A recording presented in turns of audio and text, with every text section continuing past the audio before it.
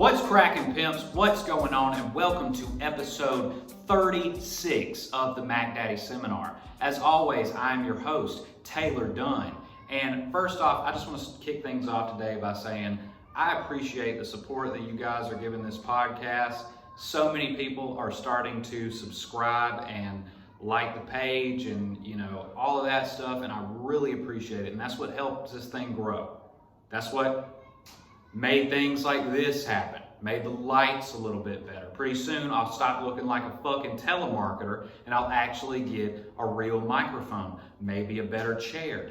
But, you got to spend money to make money, is what I'm trying to say. That doesn't make any fucking sense. I don't know what I'm trying to say. Anyway, if you hear children running around and screaming, I'm not running a sweatshop over here, all right?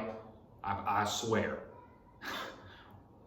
There's just kids running around the neighborhood and playing. But yeah, I really appreciate you guys tuning in, listening every week. It really means a lot.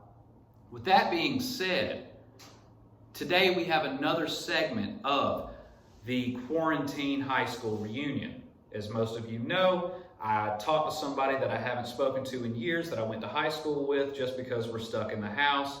And I'm doing small little interviews and we're talking about things that we've done since going to high school. My guest today is Maggie Zink. Maggie and me, we went to Wetumpka High School together. We, knew each other all throughout school. I think I remember her all the way back from the 4th grade. And, she's now going to school in Birmingham. She may be trying to be a doctor. Right now she works in the medical field, so I thought it'd be a great opportunity to interview somebody who is really working on the front lines of this pandemic. So without any further ado, Maggie, if you're there, first I like to start things off just by asking, we went to high school together. What happened after that? So, I left Wetumpka, moved to Birmingham, started school at UAB, and then pretty much like my freshman year, I was kind of on the same little streak that I was doing in high school, just kind of doing whatever and partying a lot, not really caring, getting used to being out of my parents' house and stuff. And then that was fun for a while. And then I kind of just had like a wake-up call, I guess. Like, my GPA was really like flunking out. Like, I wasn't failing anything, but I had pretty much straight C's, I guess, my first year. Like, my GPA was like a 2.3 or 2.4 or something. And I was still pre-nursing. And my advisor set up an appointment, and they were like, hey, if you get another C, there's no way you're getting into UAB's nursing school. It's really competitive. So have you thought about other career paths and stuff? So I was like, well, shit. And that was kind of like a wake up call. And I was like, well, I guess I got to get my shit together. And then around that same time too is when I met Mikey. And, when we first got together, I met him through his fraternity, and I don't know, he was pre-med, and I was like, oh, he's so smart, I can't be stupid. And so I had my advisor, and then I was trying to impress Mikey, and then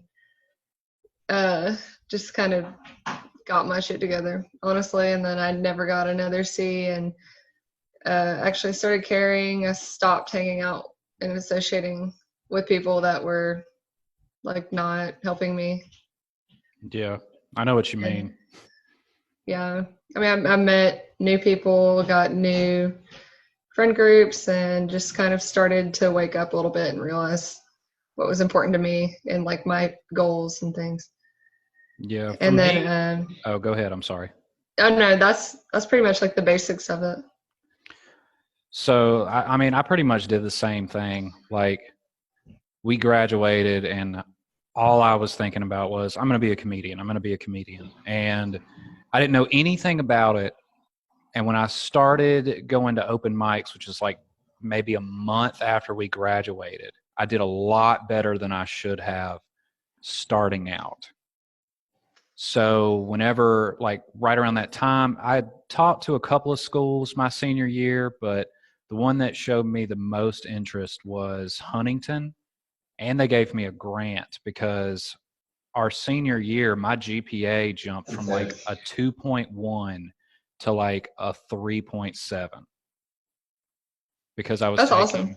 I was taking Yeah, I'm only on episode like 4. Don't spoil ADHD anything. medication, like Yeah. heavily. So I was able to grow my GPA because I loved being at school. Like our senior year, I had so much fun just coming to school because, you know, I was doing things that made boring stuff fun. And I'm just going to let you use your imagination. But, Oh yeah. but yeah, I just, so when I went to school, when I started going to Huntington, my whole idea, like literally my plan was, oh, I'm just going to do this to get my parents off of my back until I make it as a comedian, which Yeah. that just seemed like such a two good on the roof idea right at the above me. time. And I was just dead set on that. And then a bunch of stuff happened. I got arrested at one point, like a week after school started, I got arrested. And if that wasn't enough of a wake up call, I continued kind of doing the same stuff for about a year after that, to the point to where I just wasn't going to class. I was just trying to party and hang out with people, but I didn't care anything about my grades. And then eventually I was just like, okay, I'm not even doing comedy anymore. I've got to do something different. So it was about a 2-year time span after we graduated where I was just kind of stuck in limbo. But I knew, I was like, okay, I do not want to stay here. And that's when I went and I talked to a recruiter to join the Navy. Proud of you. I'm proud of you. We always, anytime we see pictures or anything that you've posted, I'll turn and tell Zaina, I'm like, I'm so proud of her. Because, and don't take this the wrong way and stop me if what I'm saying seems offensive in No, any I way, shape, won't. or form. But I feel like you and I can kind of agree that a lot of people kind of looked at us like we weren't going to amount to much just because of some of our habits and some of the things that we were known for in high school. Oh yeah. Like, I mean, I was in damn alternative school. oh yeah, I remember. Like, terrible. And if you don't want to talk about anything, just stop me. But I remember I didn't see you around a whole lot our senior year. I remember hanging out. I remember you all the way back from like the 4th grade. So like, yeah, because I was in alternative school for 90 school days our senior year, which was like from, I don't know, like October until I got out in April. Okay. And like when you're in ECAP, like you can't go to any school functions. Like you can't do anything like school related, like, or you get more time added.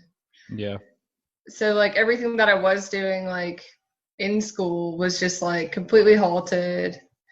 And I mean like that just like really had me messed up because I mean I had lots of personal shit going on in high school and stuff on top of all that, and then getting arrested and then dealing with being in alternative school. You know, people's parents didn't want their kids hanging out with me because I was bad influence and everything. So I mean, like all that made me feel like an even bigger piece of shit. So I was like, well, I'm not gonna get into college. Like I'm not gonna do anything. So like I started drinking a lot, and then hanging out with probably not the best people either my senior year. Like I wasn't even really hanging out with people in our class because nobody's parents wanted me to hang out with their kids, like because I was in alternative school, which I get, but at the same time it was like the whole situation was just ridiculous. I mean, it was literally just, I don't know, it wasn't cool. And then I don't know, it just had me really messed up and in a weird headspace. So then even when I got into college, like I wasn't serious about it because I didn't feel like I even was, I don't know, I didn't think I was really going to do much in college. Like, I know I wanted to go to nursing school, but like, I went into it in the headspace of feeling like I had already failed, you know? Yeah, I know what you mean. Like my first semester at Huntington was awesome. I had a blast because the only classes I was taking was Huntington is a Christian school, and I think it was Religion 101, and I blew that shit out of the water because I was raised as a Jehovah's Witness. So from a very young age, they just pound religion into you. Like, I'm not a Jehovah's Witness anymore. I'm not trying to convert you or anything like that. Don't worry about it. But they, like, at a very early age, like, you're expected to know this about the Bible and all these different books of the Bible and stuff like that. So when I get to a religion class in college, I don't even have to study for the test because I'm like, oh yeah, that happened right here. And, you know, I'm acing that class. I think I finished that class. I think I had like a 98 in the class overall. And then I took an English 101, I think it was, which was so easy because it was just like a creative writing course. They were like, yeah, we just want you to write something and then we'll see how it goes. So, I mean, I liked writing, so that was easy. And it was after the first semester, everything was going good. And when the second semester started, that's when they hit me with the real juice because like I started taking biology and it was harder than anything I'd ever done up until that point. My major was communications, which the first semester was literally like, yeah, we're going to talk about how the Hunger Games makes us feel. And then the next semester, it was like, okay, we're going to have a serious debate on gun control. And no matter how you personally feel about it, you're going to be on the alternative. So you have to give points like you're going against yourself. And I was like, what? Like, I didn't understand it. And all I cared about was going to do stand-up. Like, going to do stand-up and smoking weed is the only thing I cared about. Like, there were days where I would literally come to class to, you know, purchase things from people and then just go home. And I think about it now, you know, I'm 26 and I look back and I'm like, how did I not go to jail more than I did at that age? Right. Like, I just sit and I think about it sometimes and I'm just like, how did I not end up in a worse position than I did? And a lot of it was just, I just got to a point to where I was working like 2 jobs where I dropped out of school and I was working at the radio station in Montgomery. I got that through an internship. And I was working at a pizza restaurant 7 days a week, like 70, 75 hours a week between the like two in the jobs. kitchen or up front? I was in the kitchen. Oh, It nice. it was Mellow Mushroom in Prattville. Sweet. Yeah. I And worked in a pizza restaurant too. which one? It's called Mafioso's. It was like a family-owned business in Mountain Brook. Okay. And I worked there for the entire time I worked in college. Like, I started my first day there. The second day I moved to Birmingham. And my last day there was like, I had started working as a nurse and quit working there like maybe 5 months later. So I worked there for like a little over 6 years. Yeah. Some good money in Mountain Brook, though. Oh yeah. Especially the front of the house too. Oh yeah. I never worked as a waiter anywhere. I always worked in the back. But I worked at Coach's Corner my junior and senior year of high school, and that was like my first little brush with everything. But I lived in Millbrook. Like, I wasn't even supposed to finish school at Wetumpka because I wasn't in the same school district. We moved right before my senior year, and my parents were like, well, you're going to have to go to Prattville. And I was like, I'm not going to another school my senior year. Like, I have to finish here. So they let me, and I worked in Wetumpka. So I was pretty much always in Wetumpka. And then I would just drive home at night. You need a beer? That's crazy. I didn't know that. Yeah, like I lived way out. I lived almost, you know where Bass Pro Shop is? Yes. Okay, so I lived like right down the road from Bass Pro Shop. So every single morning I would drive my beat up ass 95 Ford Explorer all the way to Wetumpka. And then I would Jesus. just go straight to Coach's Corner right afterwards, and I would work until 10, 11 o'clock at night. And then I'd hang out in the parking lot with all the, waitresses and stuff, doing God knows what with them. And then I'd come home at like midnight, and then I'd do it all over again the next day. And that was all good. But then I ended up leaving Coach's Corner like early 2013, I want to say. It was like January of 2013, and I started working at Mellow Mushroom. And then around that same time is when I got the internship at the radio station, which turned into a job. Heck yeah. And then the whole time, I mean, it was all just, this is just going to help me be a better comedian. Like working at the radio station, I could promote myself, yada, yada, yada. Yeah. And it just ended up just like, it was a good experience. It taught me something. It taught me a trade. It was something I had to work my way up in. Like as a 19-year-old, I went from just being like a program guy on a AM sports station to being, the afternoon personality on the pop station at 19 years old. So That's awesome. yeah, I'm thinking about doing an episode with my boss at the time. His name was Rex Long, and he was the voice of like Y102 for years. And so that was one cool part of it. And I used it to my advantage. Like whenever I was single, like I loved being able to bring girls up in there and like show them the radio station and stuff. And they would think it was so cool. And I'd be like, yeah, you gotta look around. This is awesome. And then, but yeah, man, I just know that I go off on a tangent about stuff. I'm sorry, but You're fine. I know that a lot of people, it was almost like there was like a subgroup of people that everybody was like, they're not going to do much. They hang out with the wrong crowd. They, do this or do that. And, oh, I'm going to this school and I've never done anything bad. And Right. it's like, okay, but So what do you have to show for it now, honestly, like that was how I like made my decision too to go to UAB, because I got accepted to UAA too. Oh, and I really? was like, yeah, I was like, well, probably don't need to go to Alabama because I'll probably ruin my life, to be completely honest. And like, I had a bunch of friends that were going there already that I knew. I mean, I'm not talking bad about anybody, but I mean, because we were all doing the same shit. Like, it wasn't just me, nobody was making me do anything. It was just, I needed freshness, I guess. So I didn't really know anybody going to UAB other than like Reed.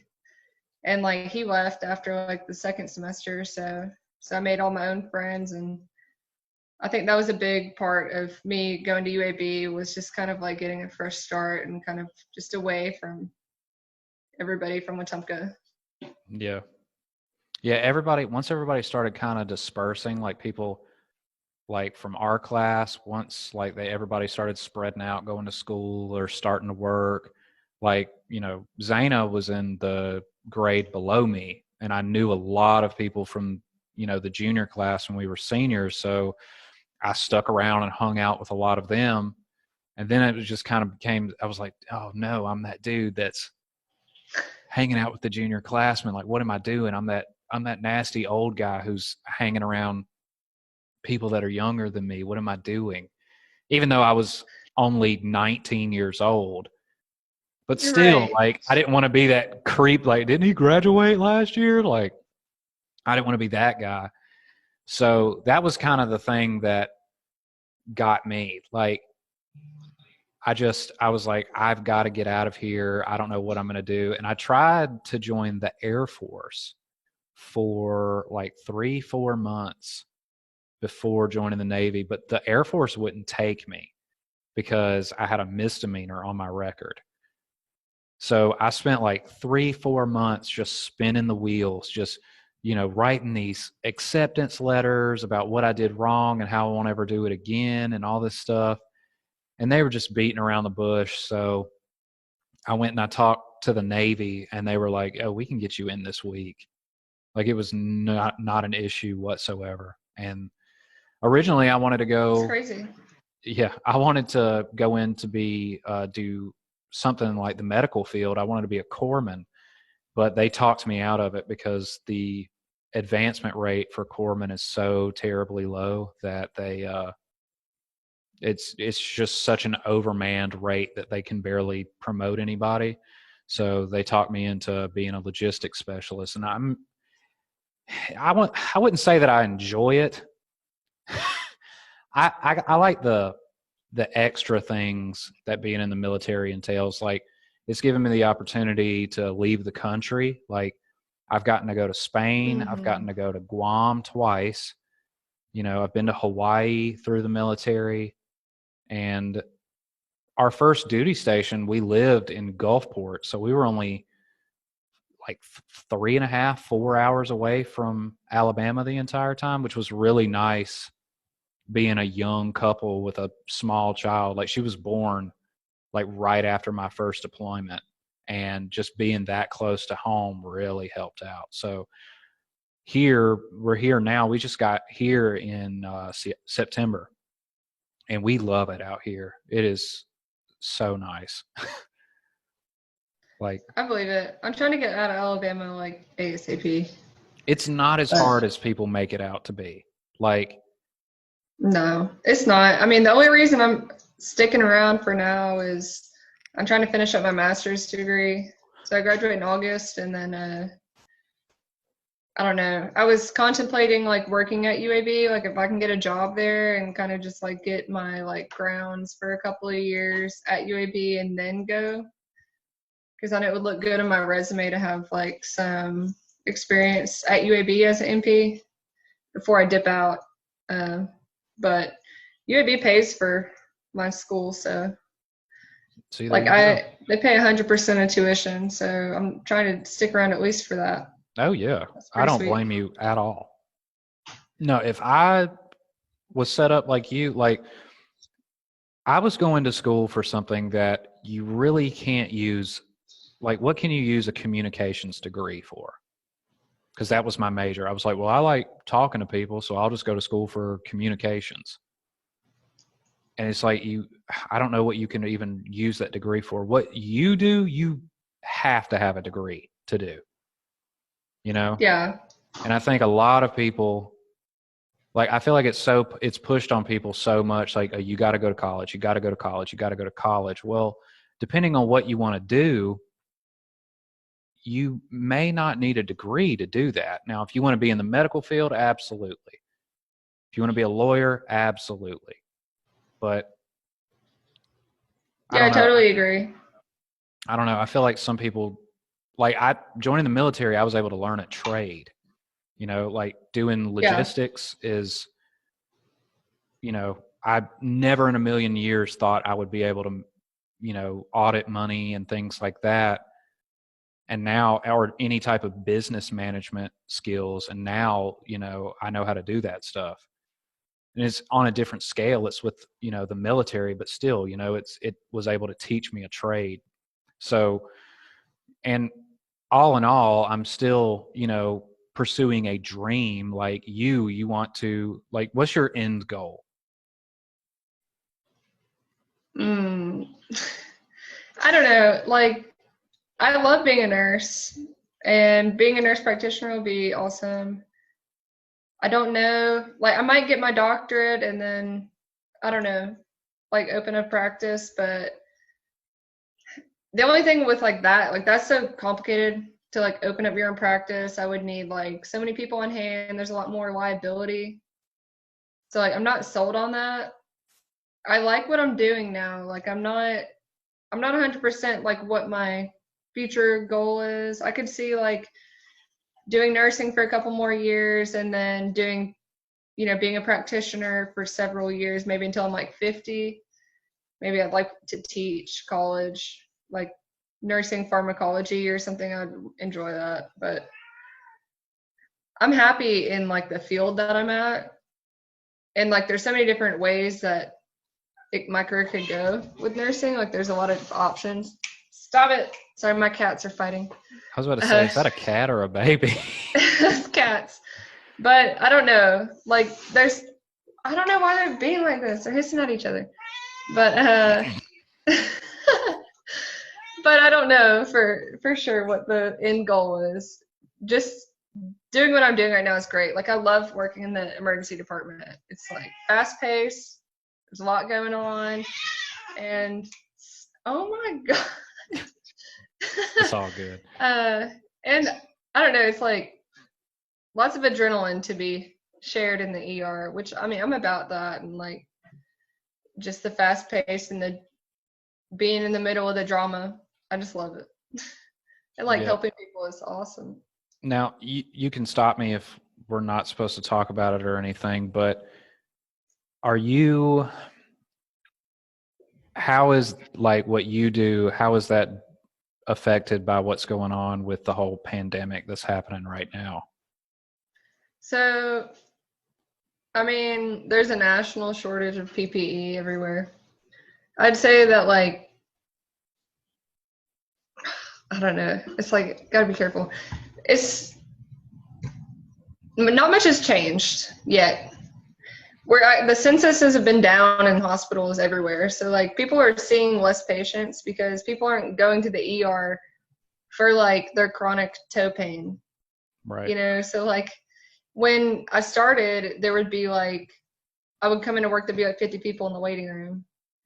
And now, and like no beds anywhere. And now it's like we have beds, there's nobody in the waiting room. But I feel like people have been sicker. Like the people that do come in, they're sick. So you've actually like visibly seen people with COVID-19, like you know what it looks like when somebody has it.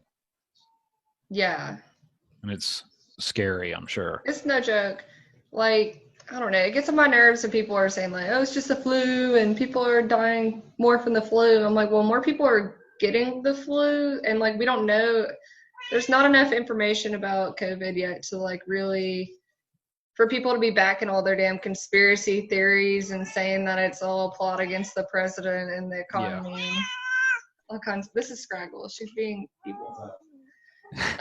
But there's just not enough, like, I don't know.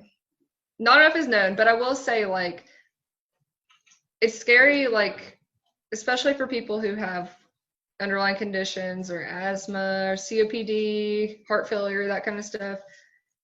Because they say that there's like two types of like COVID patients, essentially. Like you'll have the patients that are in like respiratory distress. They walk in and I mean they look awful, like they clearly can't breathe and they're really short of breath and like they need a ventilator like immediately. And then you have like the COVID patients who, these are like the two types of sick ones, I would say. You have the ones that actually walk in and just looking at them, they don't look that bad. But then, like, you get their vital signs and their oxygen levels will be, like, 80. And you're like, I don't know. It's really weird. Like, I can't, like, think of anything really that I've seen before that's like this because I don't know exactly what's causing them to be, like, hypoxic, which is basically just saying, like, they have low oxygen in their blood.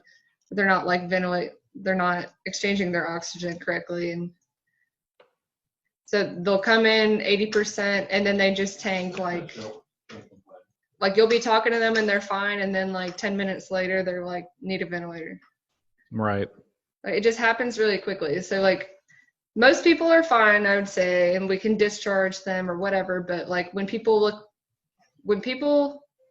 are going down or like not doing well with COVID, I would say they go down really quickly. Yeah.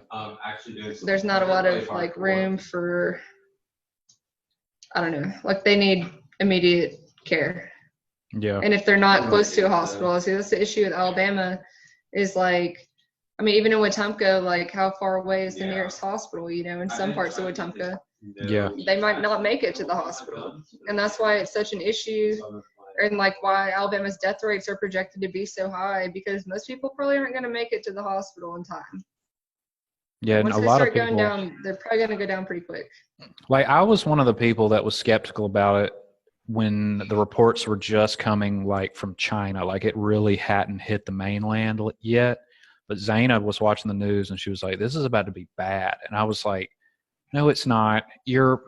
She worries about a lot of stuff already as it is," and I was like, "It's just the news is scaring you. Like anytime there's some nuclear crisis or somebody's threatening to bomb us or something, she's the first person freaking out saying that the sky is falling." So I was like, "It's not going to be that bad. Like you just need to calm down."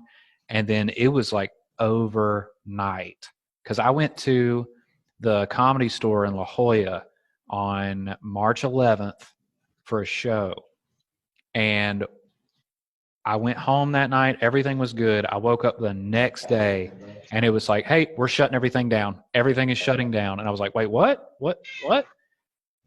The one in LA shut down. And that's when for me, it was like, "Oh, okay, this is getting serious." Because the governor was like, "You can't have more than 250 people in a room." So a couple of comedy clubs were staying open. And I was like, oh, okay, well, most of the places I do don't have that many seats in them to begin with. So, okay, a Right. couple of places I won't be able to go do anymore. That's okay. But then they were like, no more than 100, no more than 50, no more than 10, all in the same day. So over here, the governor of California, it went from, hey, everything's fine, to everything is closed in 24 hours. Like, Yeah. non-essential businesses, especially like ones that host events that have a lot of people, just instantly cut off. So, and like, I don't know, it was really nerve-wracking in the beginning, like just walking around in the streets, because like San Diego is a very populated city, and like we live in a smaller sub-category portion of San Diego. We live on Coronado, which is this little bitty peninsula island. Like you take a bridge from the city over to the island and all of that, and it wasn't that bad. Like, of course you see everybody wearing masks and stuff, but for the most part it wasn't that bad. But it was still real nerve-wracking. Like I constantly was washing my hands, and then they changed up our work schedule at work, and then it just continuously, it's gotten to where now you have to wait in line just to go into Walmart. I killed my teammate, but I did get the Yeah. So like, I'll be completely honest too. Like, I blew it off at first. Even like being a medical professional, it's like, it's whatever. It's just another respiratory illness, like whatever. Because Mikey was like, hey, like, what should I do? Like, should I go shopping and like get ready to get quarantined just in case they decide to quarantine us too or something? And I was like, no, like, it's fine. Just get some toilet paper or something. It'll be all right. Like, because people are going to snag that up first. And I was right. They did. Because there's no toilet paper anywhere. And so he was like, fine, I won't, and blah, blah. And then like 2 weeks later, I was like, oh yeah, actually, like we need to like probably stock up some food and get ready for this, because it's going to be pretty serious. And my whole thing with it, and this is not saying conspiracy theories and shit, but I don't feel like China really gave us a good picture of what was going on. And like it wasn't really real to me until like Italy, and like until it started really happening in Italy and New York. And then I was like, oh shit, like this is like about to be really bad. And then once like they were like, oh shit, well now we don't have any PPE and like we can't protect our frontliners. And then I was like, oh god, this is really bad. And that's when it really started to hit me. Like the fact that it just ran out for medical personnel so fast, like that they were telling people like, you need to use your face mask over again, or you need to continue using your gloves over again and stuff like that. Now, all of this stuff obviously is stuff that I've just heard from the news or, seen on Facebook. So I don't know everything that's happened in the medical field, but I mean, like New York is horrible. right now. I think the last thing that I saw was like 100,000 people have diagnosed with it in New York. So what's going on in New York is really bad. Like, I did read that they were actually like starting to discharge more people recently, but I don't know. There's a lot more people in New York, and I can see that whole side of the argument. Like, more people are obviously going to be infected in New York because there's a lot more people living in New York. But at the same time, like, living conditions. Yeah, like people are like, oh, nobody's really getting affected by this in Alabama. Let's just open up the economy. What's the worst that could happen? I'm like, y'all don't realize that nobody's getting, like, this is because we're doing what we're doing, that there's not like a big outrage of cases.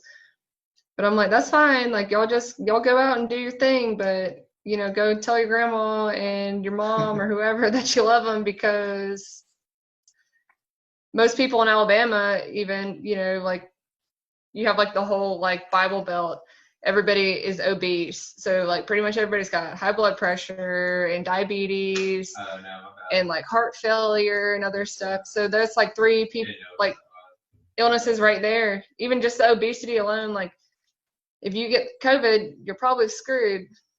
Yeah. I mean, so there's like 60% of the state is not going to be able to handle it very well, or will probably might not die, might not need a ventilator, but they will probably need like oxygen, at least like some kind of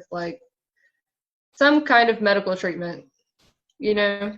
Yeah. I'm looking at what the current numbers are right now for Alabama. Yeah, supposedly like when they were putting up the health projections, it's been a couple weeks since not a couple weeks, but probably about a week that I was reading the projections. And April 20th was supposed to be the peak in Alabama. And we were supposed to be peaking like 500 plus deaths per day. But with the social distancing and quarantining everything, the curve's starting to flatten for now. And I think now we're down to like 200 projected like 200 to 300 deaths per day. But I don't know if that's going to stay down like that if they decide to open everything back up. I think it's going to have a second surge and go crazy. Yeah, right now they have a confirmed 4,700 cases. So it does look like it started to slow down a little bit, because for a while it was like every day it was like a new 250 cases. Yeah. So like just for reference, so California has 28,000 cases, but you got to think about how many people live in California. Right. Like San Francisco, LA, Sacramento, San Diego, like those are some of the biggest cities here. And I mean, they have, I think LA alone has like 15 to 20 million people that live in LA. It's so crowded. Yeah. And like, that's only 2 hours from here. So I think San Diego, I think it has like 1.5 million, but we were one of the first states to shut down. And I was like, watch, if they're leaving this up to the governors to figure this out, Alabama and these like little smaller states, it's going to take them forever to start shutting things down. And that's sure enough, that's what happened. So if you look at like the scale of how many people live there, it's a lot worse in Alabama than it is in California. Not so much New York, because New York is pretty much ground zero for the United States right now. It's really bad in New York, but it's like a big New York though too is like it's big travel out of there from the states that were carrying it originally. So like that's like what's really getting New York. Yeah. I heard somewhere though that the origination of it in New York came from Europe. But I don't know if that's a trusted source or not. I think I was actually listening to another podcast and they said that. So, but yeah, I don't know, man. what do you My whole thing think? is just like I'm worried about I don't know. I think How do you feel if you about look at Florida? places like New York and California and like the resources that they have is like so much more than what Alabama can offer. Oh yeah. So like if we had the number of cases that New York has, now like everyone would be screwed. Yeah, and that's another thing that I don't think a lot of people are understanding is that Alabama isn't really a state with a booming economy. Like, Right. you know just as well, like you live in, I would say, one of the nicer parts of Alabama. Like I've always told Zaina, like, if you do force me to move back to Alabama, which I have no intentions of doing, I would like to live in Birmingham because there's just so much more to do there. It's a city, you know, there's a lot of people, and it's, you know, you have so many different things you can do in Birmingham. Yeah. I love Birmingham. But when you have like little small towns like Selma or even Wetumpka, like Dang. since they built that casino in downtown, they pop up with a new business like every couple of months, and then it shuts down. And it's always something that, I don't know, it's just like, it's cool when it first starts up, and then it just, okay, now we actually have to start producing a revenue. We have to, you know, stay on the books and everything, and then it just shuts down. And then something else moves into its spot. And I feel like a lot of places in Alabama are like that. Like, we drove through Selma on the way to get out here, and we stopped for gas. And I hadn't been there in probably 20 years because my grandmother used to live there. And I was just like, oh my God, this is really bad.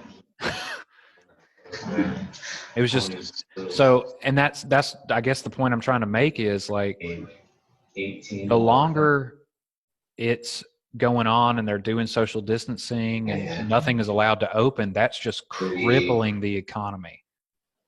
Yeah. 41 more. And what Well, see, I'm like torn because I know that it's helping like flatten the curve and everything, but I feel like it's too late almost to really like it's gonna get around. it's too Other much countries other countries are already opening, like certain parts of the US are gonna open, everybody's still gonna be traveling, like it's gonna spread no matter what we do, I feel like. I feel like what we're doing is helping, but it's not feasible for us to do it forever. Oh yeah. Oh, I agree. I personally cannot wait till everything opens back up and it gets back to normal. But, you know, obviously I want to feel safe when I take, you know, my wife and my daughter out to do stuff. Like, my daughter has not been in a store since any of this started. So like, Kill me. That's not fair. what do you think It's supposed to kill you. realistically is like the timeline for when the United States is not back to normal, but open again? Probably June. I was about to say, I think about the same thing. I hope it would be sooner, but you kind of got to wait. So I was thinking May. I was thinking May originally, but seeing how stuff is still now, I think June. Yeah. And I'm hoping for early June, but I think it might be late June. Yeah. But I don't know. And I mean, for California, I think they're going to be the last ones You think? to open back up. Yeah. Yeah. I don't know. They may. Right. The governor here really does give you like a sense of like, he knows what he's talking about.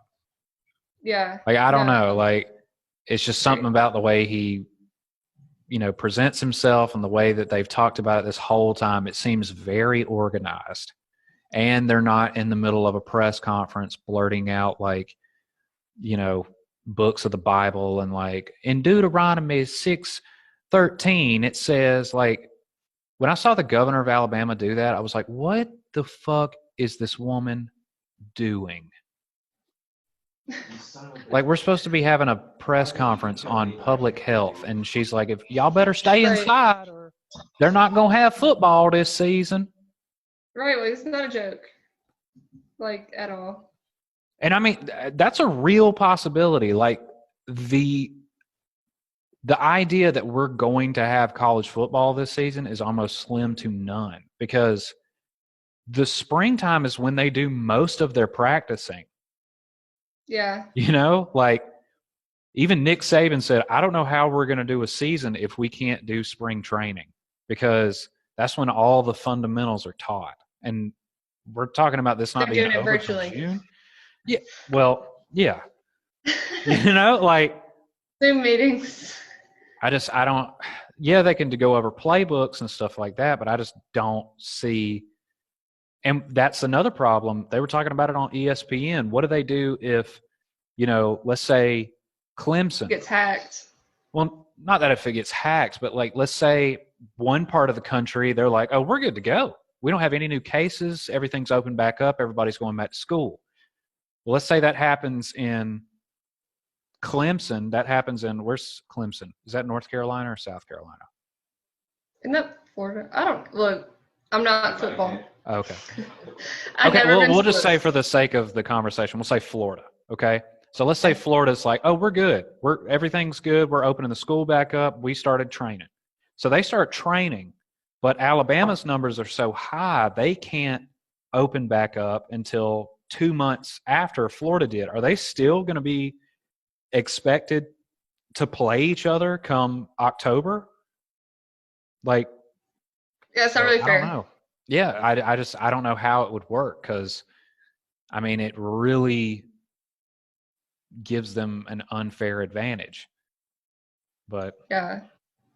and that's No, what I'm everybody like, would say. I'm all for like stuff opening as long, but like, because I mean, it's messing up a whole lot of shit for me too. Like, I'm supposed to graduate in August, and to like sit for the boards, like to take my test to certify me as a nurse practitioner, like I have to have so many clinical hours, and like if they don't let us go to clinical next month, then I'm not gonna have enough hours to like be able to take my exam. And then, which is going to push it into the fall where I'm trying to get married and go on honeymoon. And I'm not trying to do clinical while I'm trying to like get my wedding Relax. stuff Yeah, together. absolutely. So now I'm just like over it. It's screwing up. I mean, people are like, oh, it's ruining my, I'm like, it's ruining everybody's life. Like, don't be so selfish, you know? Speaking of, like, we all want it to open, but also, you know, you got to like pay attention to what everyone's saying and, you know, be smart about it. absolutely. Speaking of, your honeymoon and your wedding coming up, I don't think I congratulated you on your recent engagement. That's awesome. Thanks. When did Yeah. he propose again? Exactly. Back in April, like the end of April. But like I've been in school, so I was like, well, shit, we can't even get married until I'm done, because I'm not trying to like do all this wedding planning in the middle of school. But now I'm like, well, shit, I might be in school still. Are you wanting a big wedding, or like, I don't mean to get too personal. You don't have to answer if you don't want to, but like, what are your plans as far as like I what you mean, want? so we got a venue, and like, I don't know, we're probably thinking like 100 people. I guess that's pretty big. Have y'all thought about like honeymoon plans, like where y'all want to go? Yeah, we were talking about Greece, Oh my God. and then we're maybe not a full 2 weeks, but doing maybe like a couple of days in Spain and then flying to Greece from Spain for Oh my like maybe God. 12-day honeymoon. That sounds fantastic. Yeah. Y'all have got it planned right.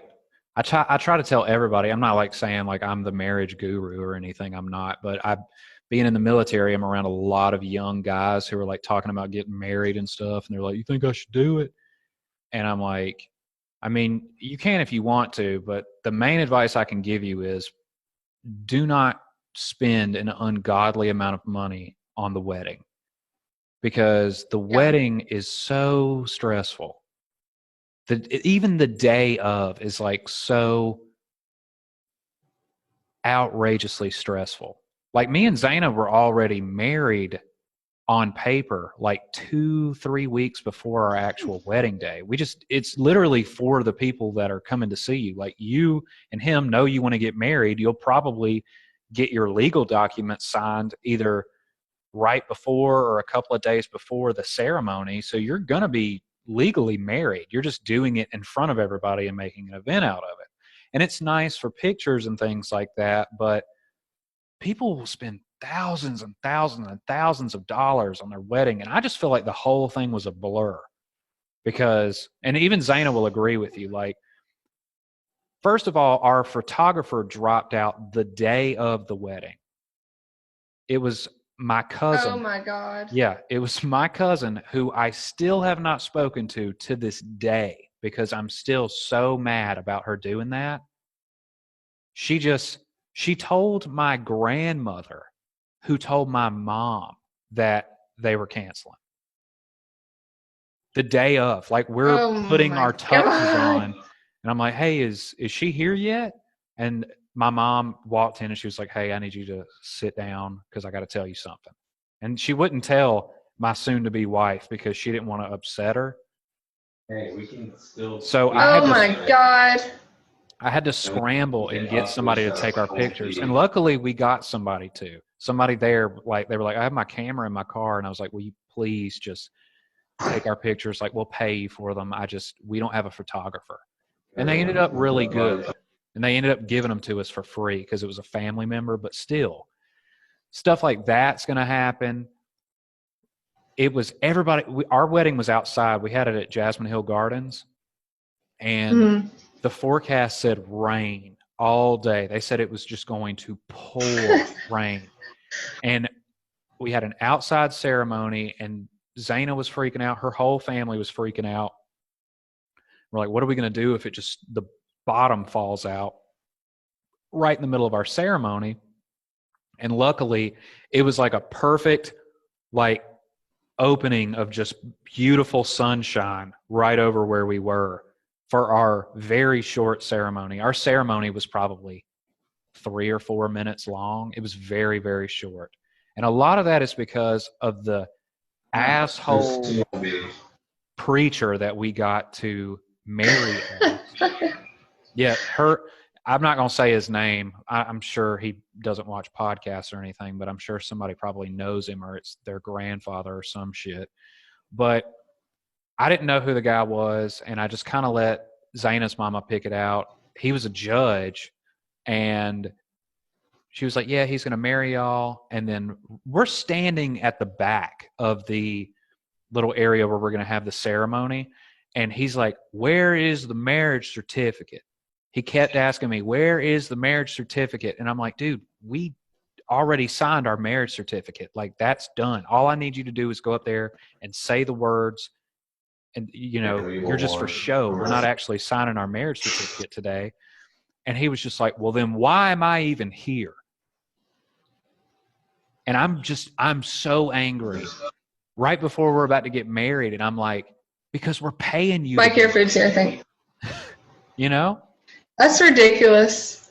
And he messed up Zaina's name in the ceremony. He called her Zachara in front of everybody. So I guess, but it ended up being a really nice wedding, and we had a really good time, but it's just so discombobulating. Like, you got to come over here and take pictures, and, oh, you got to thank this person for coming, and, oh, now you got to do the first dance, and, oh, now you got to cut the cake. And, by the time it's over, you're just like, oh, thank God we can go home now. And then our honeymoon was fantastic. We loved our honeymoon. Where'd y'all go? We went to Disney World, believe it or not. That's where she wanted to go. And, I was about to leave for the Navy. So I was like, I mean, if that's what you want to do, I let it be up to her. And I pretty much paid for the honeymoon. Like, I sold my car and everything before I joined the Navy. So I only had so much money to spend on the honeymoon. And I was like, we could go to Disney for like 4 or 5 days, just me and you, and we could do all the parks and do park hopper, stay at the resort and everything. And we did, and it was a blast. It was so much fun. Yeah, I love Disney. Me and Mikey went for a week after I graduated nursing school. And we stayed, where did we stay at? At Disney? Caribbean The Caribbean resort. Oh yeah. Resort. We always stay at like some of the, I guess the second-rate resorts, if you want to call it that, because we didn't spend a lot of time in a room. Like we literally just were out walking every day, and like Epcot, then we go back to the Magic Kingdom, then we go back to Epcot, then we go to Animal Kingdom, then we go back to Epcot. Like I loved Epcot. I stayed in Epcot the entire time. Literally. Okay, so we literally got blackout drunk because it was the International Wine Festival at That's Epcot. when we were there. Oh, shit. Okay, did you drink around the world? We were too young to drink at the time. We were only 20 when we got married, man. so we couldn't drink. That sucks. Yeah. Because we got shithoused. It was great.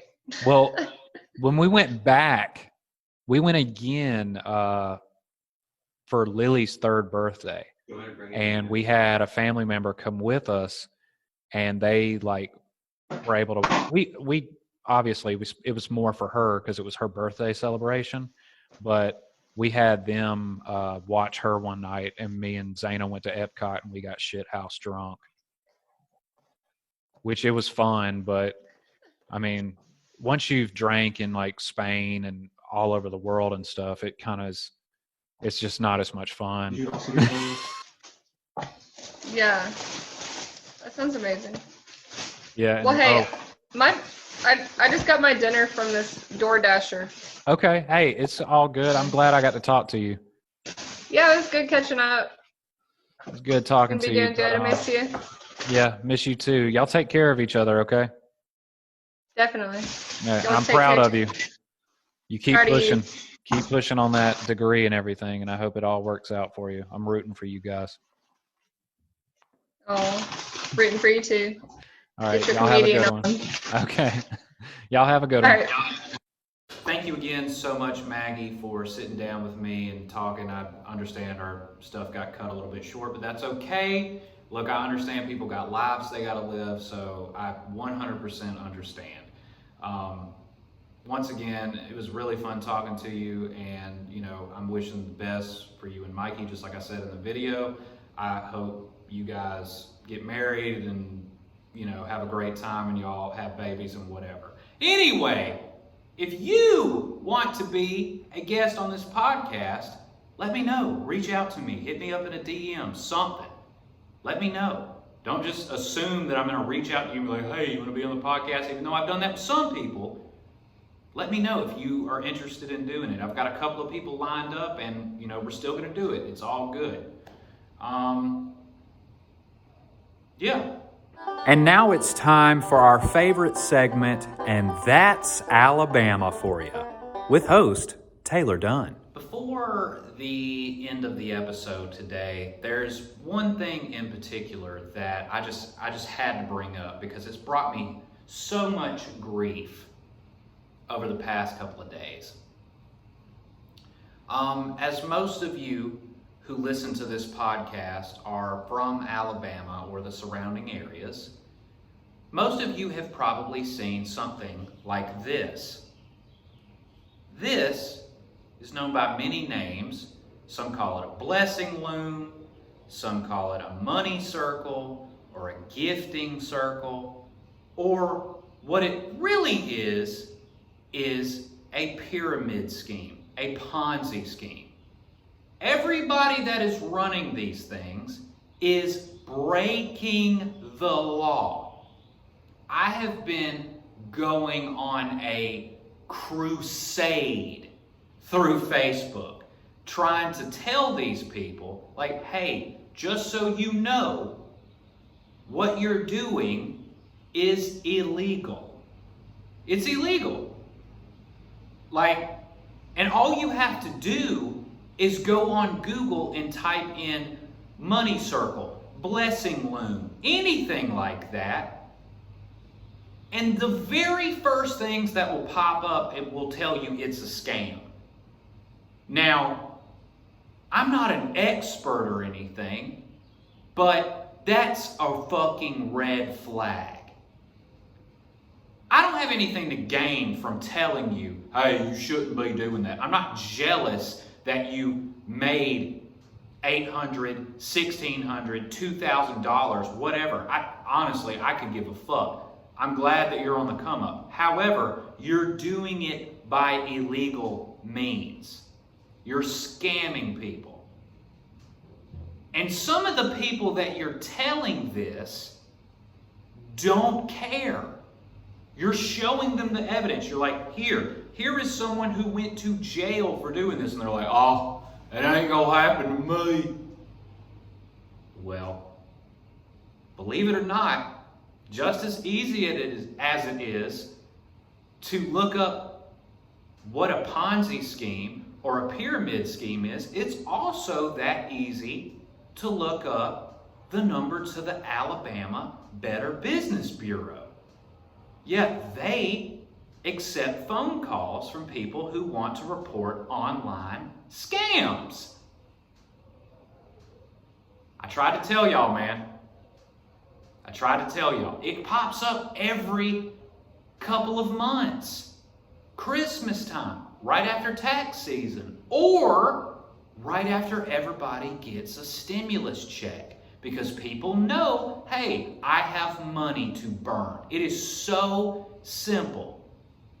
The people that are setting these up are scamming people. They are breaking the law. Yeah, you might have made some money now, today, in the last 24 hours, but all it's going to take is your little blessing loom or gifting circle to not finish.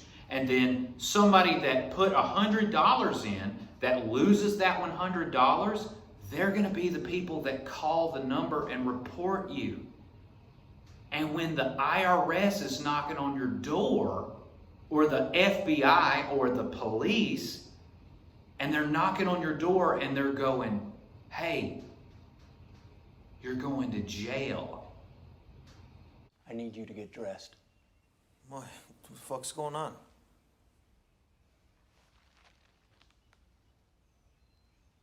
You're going to jail.